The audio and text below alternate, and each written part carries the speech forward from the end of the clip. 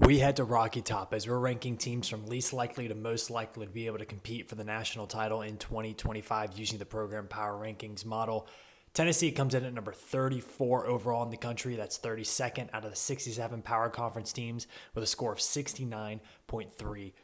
For Regime Plus, I have 0.75 out of 1 for the Volunteers. Josh Heupel obviously can make a lot of things work offensively, but losing Nico and bringing him a Joey Aguillar I think is a downgrade in talent.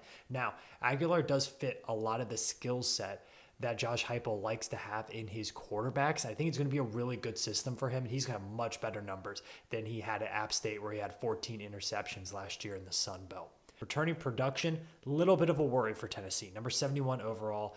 This is kind of a result of losing your starting quarterback and your starting running back and one of your better wide receivers in Squirrel White. So I think Tennessee does have a lot of shoes to fill on this team, but they've been recruiting very well from the high school ranks, number 13 overall in the country here. So there's a ton of talent being influxed into this program. You look at the transfer portal for Tennessee, and they come in at number 44 overall in the country. Now, they did bring in some really good players, but they also lost a lot of guys. Not only Nico, but they lost a really talented running back wide receiver in Cam Seldon, who was a top-tier recruit. Lost him to Virginia Tech.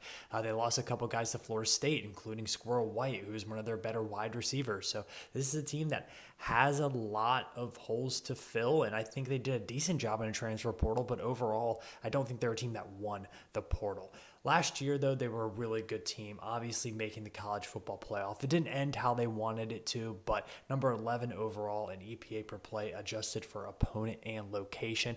I would expect them to be a little bit lower in that this year with Aguilar. I don't think he has as much big playability as Nico, but maybe he's a little bit more accurate downfield than Nico is, so they don't have as many missed opportunities. I think Dylan Sampson is a big loss for this team. He had, big playability every time he touched the ball. I really like him, so I think that is going to be a downgrade there.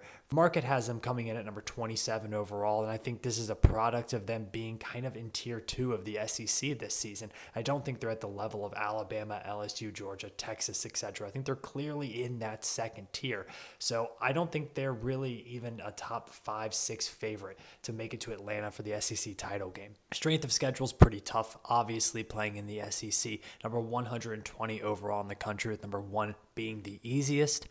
It is a very tough schedule. There's no need to try to pick it apart. Every week is going to be a challenge for the Volunteers. I think they're going to be a good team. Obviously, I think they're going to finish up in the bowl season over 500.